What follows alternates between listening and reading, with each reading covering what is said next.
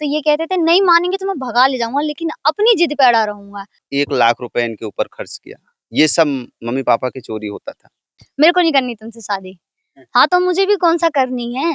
भाई नहीं, रोज़ झगड़ा होता था, रोज़ बहस और बहस की असली वजह ही रिश्तेदार होते थे, हमारी अपनी फैमिली होती थी। भरोसा नहीं था, इतना सब हो जाने के बावजूद भी भरोसा नहीं था। मम्मी-पापा के ही सामने इनको मौसी बोल देता था, कुछ भी। फिर जाके अचानक इनके पिताजी मान गए, घर पे आए और अचानक से ही तिलक का कार्यक्रम किए और तिलक का कार्यक्रम करने के बाद उन्होंने तुरंत डेट भी रख दिया। 1 साल का डेट उन्होंने रखा था शादी के लिए और उसी बीच में इनके पिताजी का निधन हो जाता है और वो कन्यादान नहीं कर पाते। फिर जैसे-तैसे शादी होती है, पूरी दुनिया जानती है इस चीज़ को। अच्छा 7 साल में आपने कभी ऐसा आपको लगा हो कि नहीं चलिए छोड़िए राहुल जी से नहीं बात करते हम ना ही शादी करेंगे। ऐसी मुसीबतें आई हों, ऐसे कोई वादे आपके सामने रखे गए हों? बहुत बार और हर तीसरे दिन मेरे को नहीं करनी तुमसे शादी। हाँ, तो मुझे भी कौन-सा करनी है। भाई नहीं, रोज़ झगड़ा होता था, रोज़ बहस और बहस की असली वजह ही रिश्तेदार होते थे, हमारी अपनी फैमिली होती थी और लोगों की बातें होती थी जो दिमाग में हर वक़्त घूमती रहती थी। और ये जैसा बता रहे हैं मैं सही में मैं इतनी ज़्यादा कमज़ोर हो गई थी, इतनी ज़्यादा कमज़ोर हो गई थी, जहाँ मैं 8 किलोमीटर साइकिल चला के जाती और आती थी तो मुझे कुछ नहीं होता था, उस समय मैं 2 किलोमीटर साइकिल चलाने में भी हाँफने लगती थी, बहुत परेशान हो जाती थी।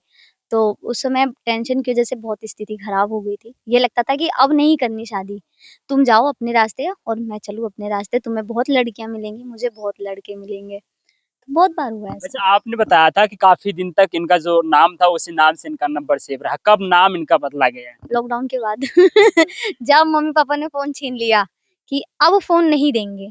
पहले समझाया कि क्या पता मान जाए, पर फिर जब मैं नहीं मानी कि नहीं, अब जब चारों तरफ हल्ला हो गया है, जबकि हम गलत नहीं थे और हमें गलत ज़बरदस्ती बनाया गया है, तो अब हम गलत ही सही हैं। मैं नहीं बदलूँगी, अब मैं उन्हीं के साथ रहूँगी। इस बात क्या को नाम नाम आपने क्या रखा था बताया? सरिता, मेरी फ्रेंड का नाम था सरिता और सरिता के नाम से इनका नंबर सेव था। इनके फ़ोन में संजू के नाम से था। क्या बात है भाई राहुल जी आप तो बहुत बड़े खिलाड़ी निकले। देखिए अब मामा-वामा एकदम जाँच करते थे भाई फ़ोन का। तो कभी मैं संजू लिखता था, तो कभी मेरा एक दोस्त था मुबारकपुर का, उसका नाम अमित था। मैं उसके भी नाम से नंबर सेव करता था और ये बात मम्मी-पापा को भी पता था। कभी-कभी मैं मम्मी-पापा के ही सामने इनको मौसी बोल देता था, कुछ भी बोल देता था या बोल देता था किसी क्रिएटर का फ़ोन आया है, कुछ भी बोल देता था उस वक़्त। तो बहुत सारी समस्या हुई और इन्हीं सारी शादी-विवाह को ही लेकर इनके घरवालों ने इनको पढ़ाना-लिखाना भी छोड़ दिए थे। कह रहे थे अगर आप उस लड़के से शादी करेंगे, तो हम आपको ना पढ़ाएँगे, ना लिखाएँगे। बहुत सारी दिक्कतें हुई फिर मैंने इनको 11वीं 12वीं सब कुछ मैंने करवाया खुद, खड़ा होकर।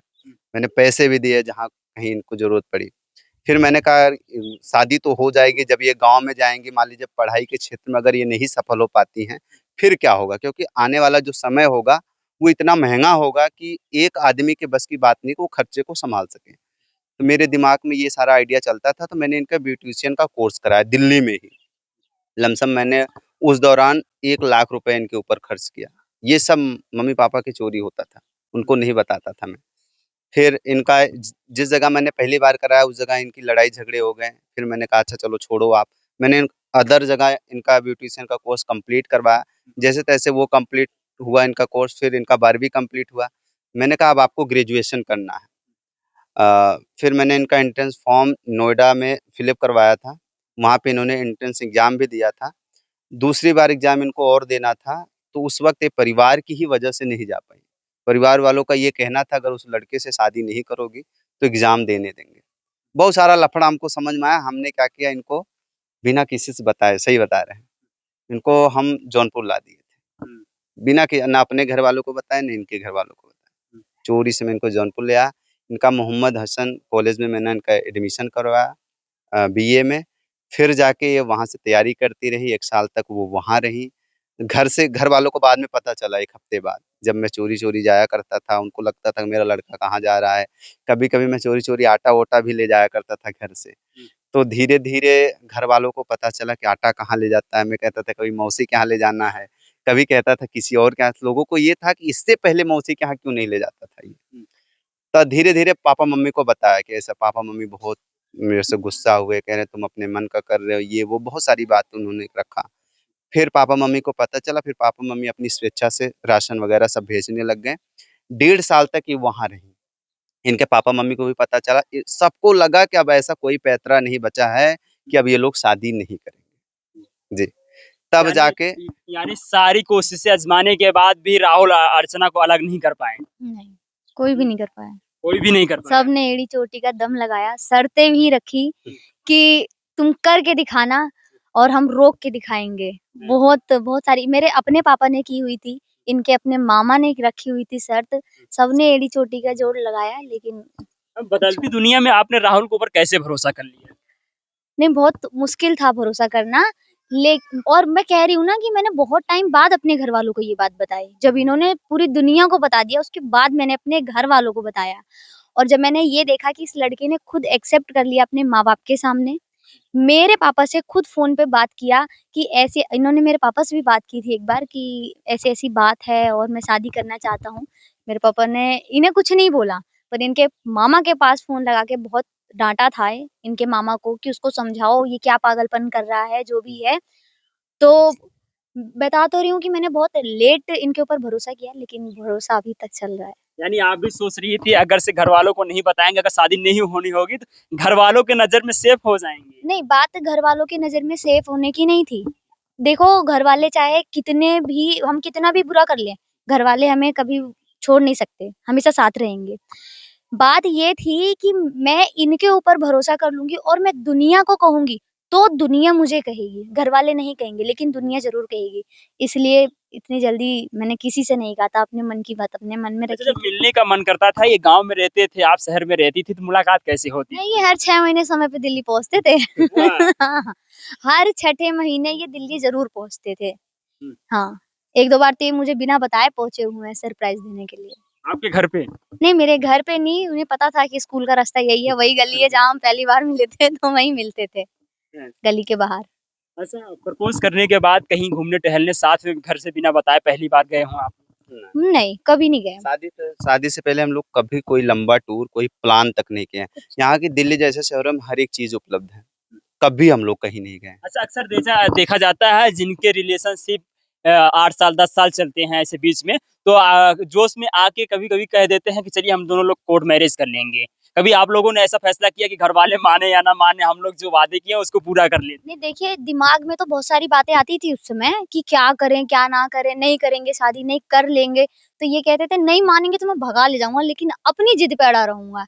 मैंने कहा नहीं, हम इंतज़ार करेंगे। 10 साल, 15 साल, कितने दिन मुझे अपने घर में रखेंगे? मैं किसी और के घर में जाऊँगी नहीं, आऊँगी तुम्हारे घर में, रखें मुझे अपने घर में। तो नहीं, कभी नहीं ये सब नहीं। अच्छा राहुल जी, कैसे आपने भी भरोसा कर लिया? क्योंकि ये शहर की लड़की थी, आप डरते भी थे, कैसे भरोसा कर लिया? क्या इनकी आदतें आपको अच्छी लगी? देखिए, आदतें इनकी सब ठीक थी, लेकिन जो आपने अभी बात बताई कि भरोसा करने वाली, भरोसा नहीं था। इतना सब हो जाने के बावजूद भी भरोसा नहीं था। ये कितने दिन का रिलेशनशिप था जब तक भरोसा नहीं था आप लोग का? कितने दिन का? नहीं, लमसम तो 1.5-2 साल हो गया था उसी वक़्त। प्रपोज़ करने के बाद? हाँ, प्रपोज़ करने के बाद ही, लेकिन भरोसा तब भी नहीं होता था। घरवालों से लड़ाई करने के बाद भी हमको भरोसा नहीं होता था।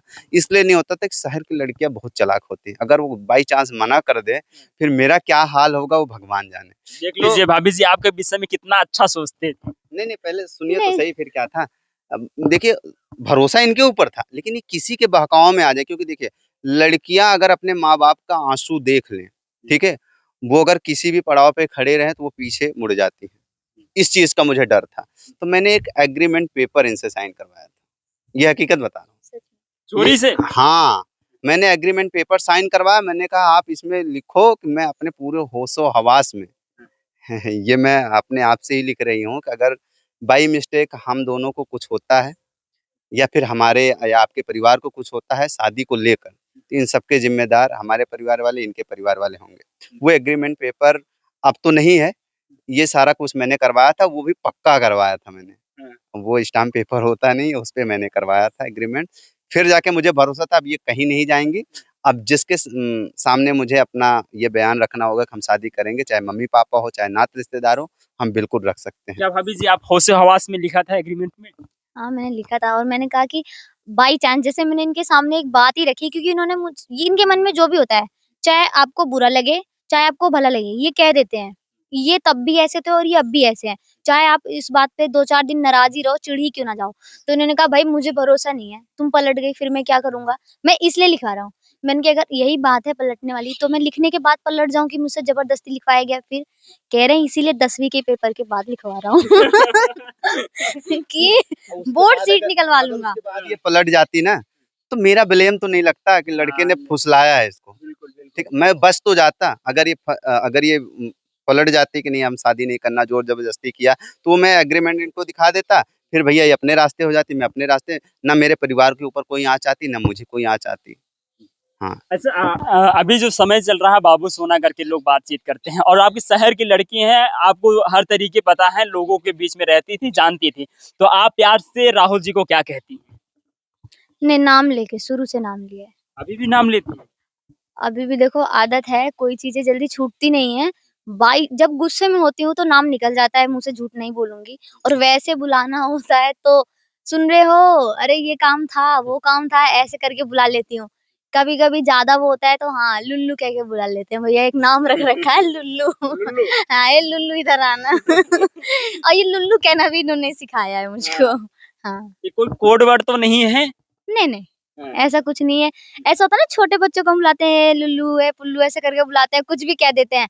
ऐसे ही नॉर्मल सा। राहुल जी आप क्या कह के बुलाते मैंने तो इनका जब से शादी हुआ उसके बाद इनका नाम अर्चू रख दिया। इनका नाम अर्चना है, हैं? मैंने अर्चू रख दिया। प्यार से मैं कभी अर्चू बुलाता हूँ। और लुल्लू आपने एक्सेप्ट कर लिया? भाई अगर देखिए अगर ये खुश हैं, जीवन में सबसे बड़ा ये होता है कि खुश रहना। अगर ये मुझे लुल्लू के नाम से बुलाते हैं, अगर इनको खुशी मिलती है तो उसमें मुझे भी खुश होना चाहिए। मुझे कोई ऐतराज़ नहीं है इसमें। अच्छा नहीं पर्टिकुलर इनके लिए नहीं है ये नाम, अपनी ननद को भी बुला लेती हैं लुल्लू आई का मौकेदा। तो ये सबके लिए है। ऐसा कुछ पर्टिकुलर नहीं है कि नहीं इन्हीं को ऐसे बुलाना है। प्यार से किसी को भी बुलाना है बुला लो। अच्छा भाभी जी चोरी-चोरी ये आपको आपके प्यार में क्या-क्या गिफ्ट किए हैं अभी तक? गिफ्ट का क्या है जब मेरा बर्थडे पड़ता था और इनका एक ही चीज़ फिक्स है। देखो सच बता रही हूँ, इन्होंने पढ़ाई में मेरे बहुत लगाया है। 11वीं कराई, 12वीं कराई, मेरे को ब्यूटीशियन का कोर्स कराया, सब कुछ कराया। लेकिन फैशन के नाम पे कभी ₹1 नहीं दिए हैं। जैसे होते हैं ना लड़के होते हैं, लो लिपस्टिक के लिए पैसे ले लो, लो फाउंडेशन के लिए पैसे ले लो। ये काम इन्होंने कभी नहीं किया। इन्होंने कहा तुम पढ़ो, तुम कुछ करो उसके लिए मैं पैसे देने के लिए हमेशा तैयार हूँ और मेरे को स्कैनर भेजो मैं देखूँगा सही में उसी के लिए है या नहीं है। पर मैं फ़िज़ूल खर्ची के लिए तुम्हें कभी पैसे नहीं दूँगा। तो ऐसे ही बर्थडे पे इन्हें पता ही नहीं था कि क्या-क्या दिया जाता है या क्या है। एक अंगूठी फ़िक्स कर रखी है, हर साल एक चाँदी की अंगूठी लाते हैं वही दे देते हैं। हर बार बर्थडे में वही चांदी की अंगूठी मिल हाँ, रही है। अभी फ़िलहाल मैंने निकाल रखी है, अभी आधे घंटे पहले पहन रखी नहीं थी। फिर से बर्थडे तो नहीं आने वाला है अभी? नहीं, नहीं आने वाला है। हाँ, तभी निकाल रखी है कि फिर से नए आने वाले हैं। नहीं, वो बात नहीं है। कुछ तबीयत की वज़ह से हाथ कभी सूज जाता है, कभी पतला हो जाता है तो द दिक्कत होती है तो निकाल दिया है। वरना अभी भी वो 4 साल 5 साल पुरानी अंगूठी चल रही है मेरी चाँदी की। तबीयत खराब है, दवा-ववा दिलाइए राहुल जी। नहीं, अब वो आप लोग समझ सकते हैं, इससे पहले एक हमने वीडियो डाला था, घर में खुशखबरी आने वाली है। तो अब इसका उतार-चढ़ाव रहता है, अब इसमें ज़्यादा खुशखबरी आने वाली है? जी। सच बताइएगा भाभी जी। शादी किए कितने दिन हो गए? हमारी शादी को 9 महीना चल रहा है। हैं, हाँ, 9 महीने हो गए, हाँ, 9 महीना हो गए। कंप्लीट हो गया। 2 से 3 होने वाले हैं। हाँ, क्या बात है, क्या इच्छा है? मतलब बेबी बॉय या गर्ल? कुछ भी हो। गर्ल हो या बॉय हो कोई प्रॉब्लम नहीं है। मतलब सब एक्सेप्टेड है और अगर गर्ल है तो नाम भी सोच रखा है, बॉय है तो जिसका है वो अपना नाम सोच ले। यानी बँटवारा हो गया है। हाँ, हाँ, हाँ। नहीं, इनका भी यही है कि चाहे कुछ भी हो, कोई फ़र्क नहीं पड़ता, हमारी फ़ैमिली में भी सबको यही है। बल्कि मैं और मेरी जो ननद है, हम तो यही सोचते हैं कि गर्ल ही आए और नाम वग़ैरह भी सोच रखा है, तो कुछ भी दे दें भगवान, सब एक्सेप्टेड है। अच्छा शादी में इन्होंने क्या कुछ गिफ्ट किया था आपको? शादी में इन्होंने मेरे को फ़ोन गिफ्ट किया है वन प्लस का एक। वन प्लस का? जी। राहुल जी, शादी में आपके सोशल मीडिया पे वीडियो काफ़ी तेज़ी से वायरल हो रहे थे। तो आपने क्या कुछ गिफ्ट कर दिया था जो वीडियो आपके वायरल हो रहे थे? देखिए इनका फ़ोन डेड हो गया था, एक जो पुराना वाला था। तो मैंने देखा बहुत सारे लोगों को कि जब पहली मुँह दिखाई का रस्म होता है, लोग अंगूठी देते हैं या सोने का और भी कोई सा आइटम्स हैं जो देते हैं। अभी हाल-फिलहाल में सबको देख रहे हैं लोग आयरन दे रहे हैं अपनी-अपनी वाइफ़ को। किसको क्या दिया? इशारा काफ़ी है। तो मुझे लगा कि सबसे ज़्यादा जिस चीज़ की ज़रूरत है वो फ़ोन है। क्योंकि फ़ोन एक ऐसा माध्यम है, ये चाहेंगी तो इस फ़ोन के माध्यम से न जाने कितने सोने की जो भी इनको ज़रूरत होगी वो बनवा सकती हैं। इसलिए मैंने फ़ोन देना इनके लिए बेस्ट समझा और उसी वक़्त मैंने इनका चैनल भी क्रिएट कर दिया था और इनको फ़ोन दे दिया था। मैंने कहा अब ये तुम्हारी ज़िम्मेदारी है, तुम्हारी अमानत है। अब इसको तुम्हें हैंडल करना है, उसके बाद तुम चाहे जितने ज़ेवरात बनवाते फिरना, मुझे कोई ऐतराज़ नहीं होगा। अच्छा भाभी जी, प्यार करने के बाद कभी अफ़सोस हुआ कि मैंने प्यार गलत किया? नहीं, जब उस समय का दौर चल रहा था लड़ाई झगड़े वाला, नहीं करने देंगे, कट जाएँगे, मर जाएँगे, ये हो जाएगा, वो हो जाएगा। उस समय लगा कि शायद गलती की है, बहुत बड़ी गलती की है। पर फिर जब बाद में चीज़ें ठीक हो जाती हैं तो तुरंत माइंड बदल भी जाता है कि नहीं ऐसा कुछ नहीं है, कुछ गलत नहीं है। ठीक है अपनी जगह पे सब, बंदा गलत नहीं है ना, हम कुछ गलत थोड़ी कर रहे हैं। तो वो सब आता रहता था दिमाग अच्छा में। आप उतने बड़े शहर में रहती थी, तो राहुल जी के अलावा लड़के नहीं पसंद आए आपको? नहीं, मैं बता तो रही हूँ मैं बहुत छोटी थी जब मैं इनसे मिली थी, जब इनसे दोस्ती हुई थी और दोस्ती के 1-2 साल बाद ही ये सारी झंझटों में मैं ऐसी उलझी कि मैं कभी किसी की तरफ देखना है मैं देखना ही नहीं चाहती थी और लड़कों को। भैया मैं एक से ही परेशान हो गई थी। इनसे परेशान नहीं थी, मतलब जो झमेले चल रहे थे उससे परेशान थी। तो नहीं और किसी की तो तरफ भाभी जी अभी आपकी उम्र कितनी होगी? मेरी एज इस समय 23 साल। आपकी भी है? 25 23-25 साल। जी। अच्छा आप इतनी कम उम्र में प्यार कर बैठते हैं और तमाम सपने सजा बैठते हैं, ये कैसे मुमकिन था आपके लिए? देखिए, जब मैं अपनी बुआ के यहाँ रहता था, तो मेरी बुआ को ये लगता था कि कभी भी अगर ये प्यार-वार का नौबत आएगा तो मेरा यही भतीजा गड़बड़ करेगा। उनको शुरू से ये बात पता था, लेकिन उस दौरान मेरी बुआ मुझसे एक बात कहा करती थी कि देखो जब भी तुम्हें ऐसा कुछ करना होगा, तो अपनी कास्ट देखना, हुँ, किसी अदर कास्ट को नहीं देखना। तो उनकी वो बात मेरे दिमाग में थी और जब मेरी इनसे बात हुई तो उस वक़्त ऐसा कुछ नहीं था कि इनसे प्यार होगा, इनसे शादी होगी, ऐसा कुछ नहीं था। लेकिन जब सब कुछ हो गया तो ये आया कि नहीं ये हमारी कास्ट की हैं। अब कोई दिक्कत नहीं, हम सबसे लड़ने के लिए तैयार हैं, सबसे झगड़ने के लिए तैयार हैं, कोई प्रॉब्लम नहीं है। तो हो गया। उस वक़्त कमाई जॉब वगैरह करते थे आप? हाँ, उस वक़्त जॉब करते थे, हमारा यूट्यूब से भी पेमेंट आता था। जब ये हमारे घर पहली बार आई थी शादी से, उस वक़्त मेरी पहली पेमेंट आई थी यूट्यूब से। तो मतलब घरवालों को ये लगता था जैसे भाई जब पता चला कि हाँ, इनसे शादी होगी, तो लगा कि हाँ, लड़की ठीक है, पहली बार घर पे आई तो पहला पेमेंट यूट्यूब का ले आई। ठीक है, इसके भाई लोग बॉडी देखते हैं ना लड़की का। तो उसी दिन से लगा तो मैं उस वक़्त अपना फेस रिवील नहीं किया था, कि मैं क्या काम करता हूँ, क्या नहीं, मैं पर्दे के पीछे काम करता था। हालाँकि अब लोग देखते हैं, जानते हैं। अच्छा राहुल जी जब आपकी सैलरी आती थी, तो कितना परसेंट अपने होने वाली पत्नी को देते थे और घर पे कितनी देते थे? नहीं, नहीं, ये परसेंटेज वग़ैरह कोई नहीं तय था। मैं सब कुछ अपनी जितनी भी सैलरी थी पापा को देता था। ज़रूरत पड़ने पे पापा मुझे देते भी थे बिना कहे-सुने और ज़रूरत पड़ने पे मैं माँगता भी था। इनको कहीं ज़रूरत होती थी तो मैं पापा से नहीं पूछने जाता था, कि पापा इनको ज़रूरत है। अब आप समझ सकते हैं अपने लिए हर कोई 1000-2000 जेब खर्चा रखता है। उस वक़्त मैं जॉब भी करता था तो मेरा जो वहाँ से सैलरी बन पाता था, मैं इनके पीछे लगाता था। पापा-मम्मी को भी ये बात पता थी। सारे रिश्तेदारों को पता ये था सारा जो पैसा जो राहुल है कि देता है। अर्चना को दे रहा है लड़का। नहीं सारा नहीं, इनकी पढ़ाई-लिखाई से लेकर हाँ, पढ़ाई की दवा सारी तक चीज़ें। सब कुछ, सारा पैसा मैं देता ये हर किसी को पता था। और आज भी लोगों को अब तो भाई हमारी धर्मपत्नी अब हम नहीं देंगे तो कौन देगा? अच्छा कभी भाभी जी इनसे नाराज़ होती हैं इनकी बातों से लेके? मैंने बताया तो ये ऐसे इंसान है चाहे आपको बुरा लगे, चाहे भला लगे, बोलना सीधा है। ये तो कभी भई कोई कोई सामान आपने मँगवाया हो और ये ना लेके आए हों? बहुत बार हुआ है लेकिन रीज़न ये होता है ना कि इनके पास टाइम नहीं होता। हुँ। तो ये भूल जाते हैं चीज़ें और फिर 1 दिन, 2 दिन, 3 दिन और जब चौथे दिन नहीं आता उसके बाद फिर मैं गुस्सा बहुत ज़्यादा करती हूँ। अब मुझे चाहिए ही नहीं ये चीज़। फिर 5वें दिन वो आ जाती है। हाँ, मतलब जब गुस्सा कर दो तो 5वें दिन वो चीज़ आ या जाती आपने है। तरीका आज़मा लिया है, अगर नहीं आता है तो फिर गुस्सा करने के बाद आ गुस्सा नहीं करती ना 2-3 दिन बाद, 4 दिन बाद जब देखती हूँ अब तो हो रही है तो कर देती हूँ। और कभी-कभी तो ऐसा होता है कि किसी और से कहते सुना हो खाली कि ये चीज़ चाहिए, तो अपनी मर्ज़ी से लाके रख देते हैं। तो जैसा टाइम होता है वैसा काम करते हैं। टाइम आपके पास देते हैं? ये कोई लॉजिकल सवाल है ही नहीं, इसमें कुछ लॉजिक नहीं है, कुछ टाइम नहीं देते भाई। इनको सुबह भी चिल्लाना पड़ता है कि आओ खाना खाओ। सुबह से लेके शाम तक हमारे यहाँ औरतों की भीड़ रहती है। उसमें ये एक बार अगर गए, तो फिर ये वहाँ से चक्रव्यूह से बाहर नहीं आते। ज़बरदस्ती बुलाना पड़ता है कि आओ यानी खाना खाओ। महिलाओं के जाल में फँस जाते हैं। हाँ, फँस जाते हैं। अरे नहीं, ऐसा नहीं है भाई, जाल में नहीं फँसते हैं। उनका सोशल मीडिया से रिलेटेड जो भी प्रॉब्लम होता है, यूट्यूब, फेसबुक, इंस्टाग्राम, लेकिन उनको फिर भी ठीक तो बाकी महिलाओं को देखने के बाद भी तो आपकी धर्मपत्नी है। अब धर्मपत्नी है, बात ठीक है। ये खाए-पिए मस्त रहें अपना समय-समय से। भाई मुझे ज़रूरत है, उनको समय भी तो देना, वो कहाँ-कहाँ से लोग आ रहे हैं। कोई मऊ से आ रहा है, कोई गोरखपुर से आ रहा है, कोई देवरिया से आ रहा है, तो कोई प्रतापगढ़ से आ रहा है। तो दूर से भी तो कुछ लोग कुछ सोच समझ कर आते हैं ना मेरे पास। अगर मैं इनको टाइम दूँगा तो गाँव में एक कहावत है कि फलाने के लड़का मेहर बसा हवे। तो ये सब चीज़ हमको बिल्कुल नहीं पसंद है। आपको जो चीज़ ज़रूरत है आपको मिल गई है, आप अपने काम पे ध्यान दो। ये सारा चीज़ बस अपने समय तक सीमित रहता है, कि हम आपके पास रहें या फिर आपको जो चीज़ों की ज़रूरत है, उससे सब चीज़ों के लिए समय बना है, सब मिलता है समय-समय से। बहुत बढ़िया, बहुत बढ़िया। भाभी जी जाते-जाते क्या कुछ कहेंगे अपने चैनल के लिए? आपके चैनल के लिए तो यही कहूँगी कि आरपी यूपी न्यूज़ को जैसे प्यार अब तक दे रहे थे, वैसे ही आगे भी देते रहें और खूब आगे बढ़ाएँ आपको। और बाकी मेरा भी भला हो जाए, मेरे भी चैनल का नाम है अर्चू राहुल व्लॉग, उस पे भी जाएँ आपके चैनल के माध्यम से। और जाने के बाद ये भी बता दें कि आरपी यूपी न्यूज़ से हम देख के आए हैं और मेरे को भी बहुत सारा प्यार दें और थोड़ा-सा मैं अभी पहली सीढ़ी चढ़ी हूँ मोनेटाइज़ेशन की तरफ और 2-4 सीढ़ी चढ़ाएँ और 1 आध 2 पेमेंट उठाऊँ मैं भी। तो मुझे भी समझ में आया हाँ भैया इस माइक का क्या पावर है।